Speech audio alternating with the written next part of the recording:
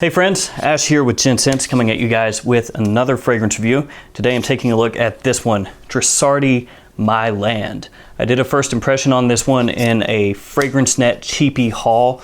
I bought 5 fragrances from FragranceNet, each one of those like in the $30–$35 range and under, and this was one of those. So some of you may have seen my first impressions on this one, but in this video, I'm gonna do a full review, give you guys a breakdown on this fragrance and let you guys know what I think about it, and let you know whether I think this is one that you should or should not check out as a potential solid cheap buy. We've got a lot to talk about, guys, so let's jump right into this and check out Trussardi My Land.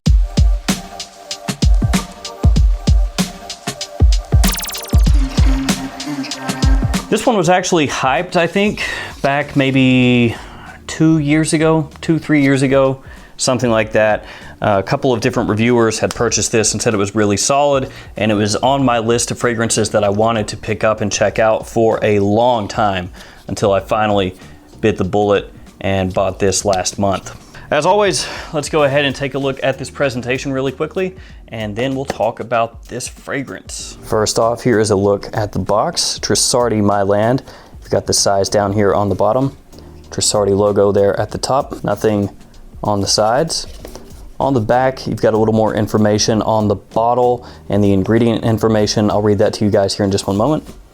And then there is your bottom with your batch code. And here is a good look at the bottle. As you can see, the atomizer is right here.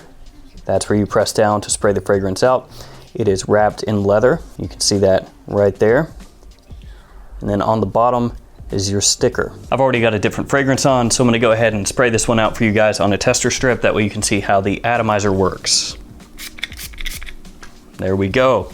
It's not too bad. One thing I will say is the first time that I sprayed this out, had a little bit of leakage that came out right here where you press down on the atomizer, but I've not had that issue since. Like I said, there's a little information on the back of the box here, so I'm gonna read that to you very quickly.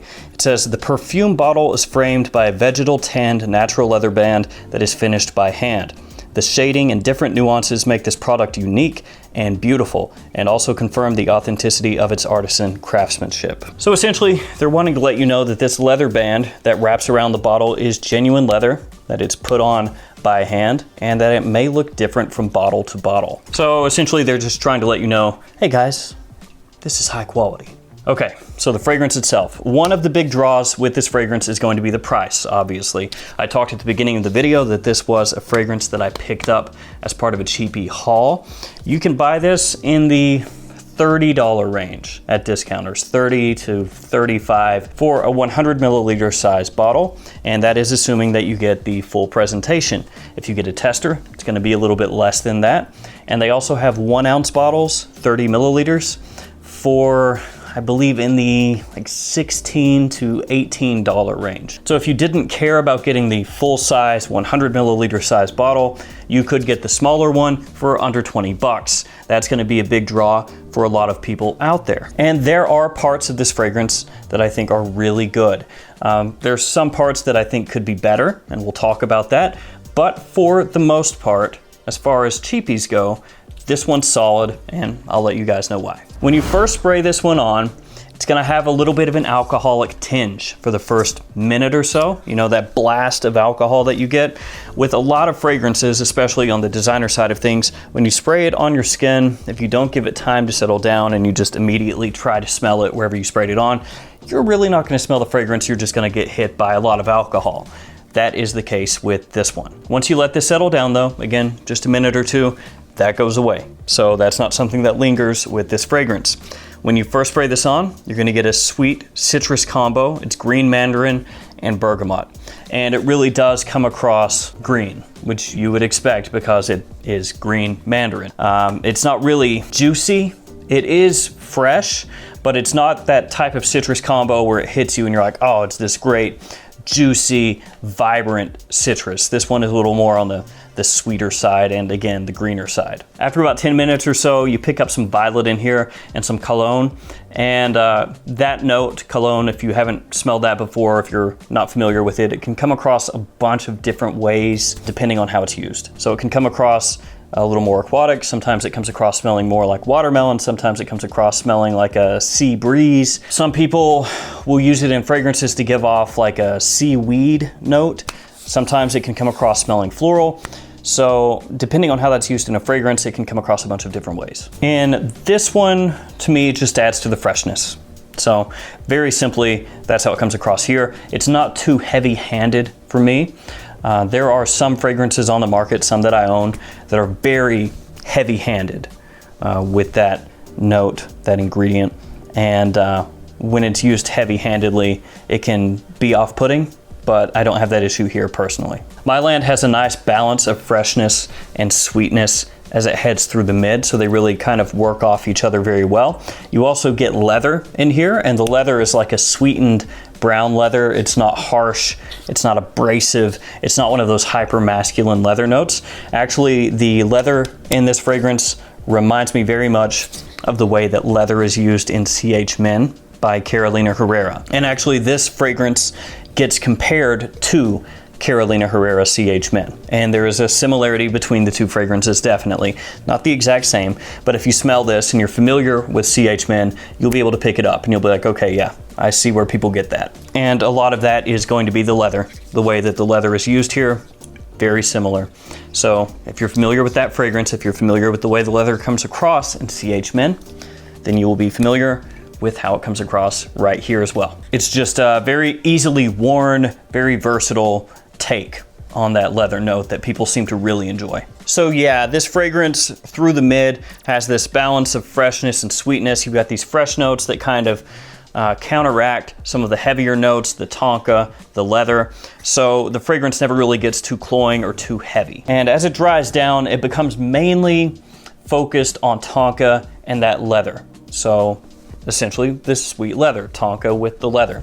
There's a little bit of vetiver in there with the dry down as well, but not too much. It's more a nuance. After it stays on your skin for 3-4 hours, once you hit the far dry down, that's when the fragrance to me is at its worst. I actually like it in the opening, the mid, and the first couple hours of the dry down, much more. After it's been on your skin for a long time, the sweetness basically just fades away. It just kind of dissipates. At that point, it becomes more like a dusty, dry vetiver with cashmerean and a little touch of that leather from the mid and the first part of the dry down. And while it's not terrible in the far dry down, it's not memorable. It's not really something that grabs your attention. It's just kind of okay.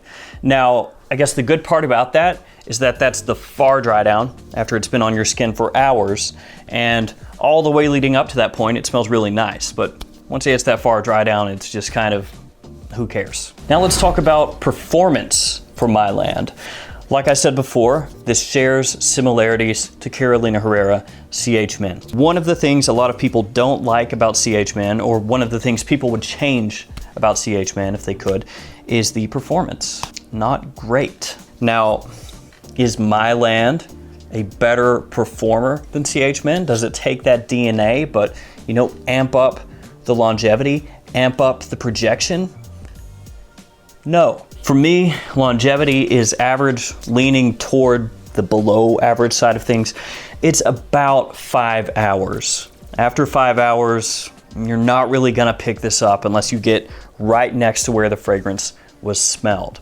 So it's not horrible. It's not one of those fragrances that's gone in 2 hours, gone in 3 hours. It's gone in about 5. So for some of you out there, you would categorize that as average. For me, it is average, but like I said, leaning a little bit toward the below average side of things. Projection's a little bit better. I would consider the projection moderate or average. It's best in the first hour. After that, it starts to mellow out. This one is not really much stronger than Carolina Herrera CH Men. They're pretty much playing on the same field in terms of performance. Season-wise, My Land is going to be best in spring and fall. So when it's not too cold and it's not too hot, when you've got that nice temperate weather going on, where it's maybe a little bit cool or a little bit warm, but not on the extreme side of either cold or hot. That's when My Land is gonna work best. It doesn't really have that density or that power to necessarily cut through really cold, windy day. And it's not something that's hyper fresh and uplifting and refreshing that you might want to spray on when it's really hot outside. So for me, spring and fall. That's going to be your best seasons with this one. As far as time of day, you could wear it day or night, either one. You can wear this one casually. You can wear this one on a date. You could wear this one to the office, but I think there are better choices out there for you. You could wear this on a night out, but again, remember, it's gonna last you about 5 hours. It's not gonna project really heavily. So if you're going out to a club or something and you're wanting one of those fragrances that's gonna really, choke people out and grab attention, this one won't do that as much as some of the other beast mode fragrances out there. But I think that in the right situations, this could work really well because it does have a good complement factor. It's very approachable, very versatile. And so on a night out, as long as you're not expecting it to fill up a room, this could work really well. And I think that you could wear this on semi-formal kind of occasions.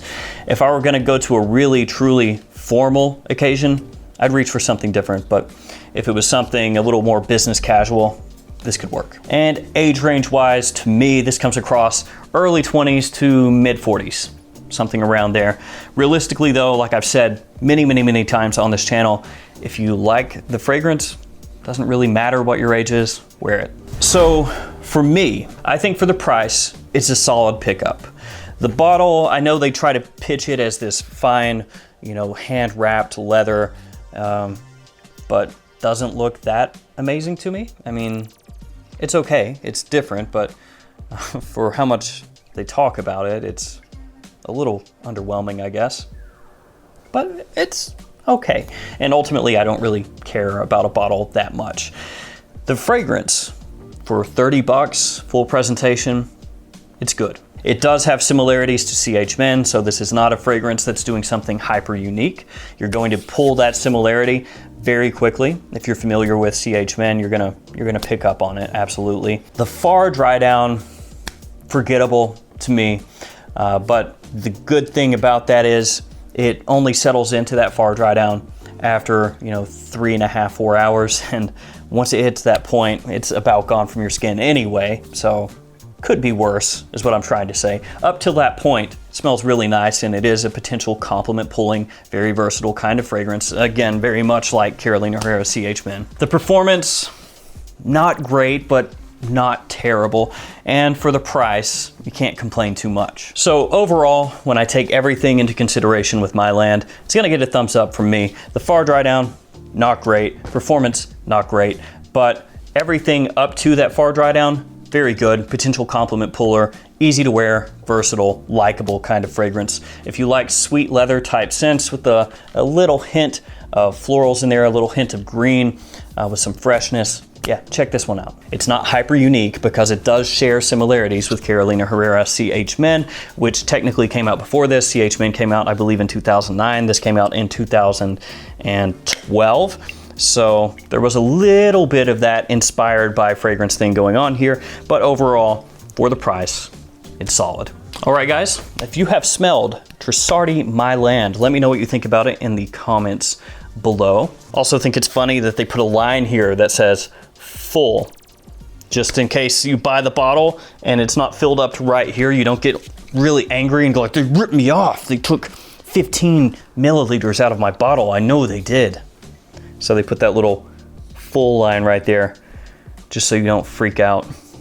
They were thinking ahead right there. That was smart. I don't know why I brought that up just now, but just thought of it. Anyway, if you've smelled this fragrance, let me know what you think about it in the comments below. As always, thanks for all of your support, guys. Make sure you're staying safe out there. Make sure you practice social distancing. And I'll see you guys again tomorrow with another fragrance video. See you guys.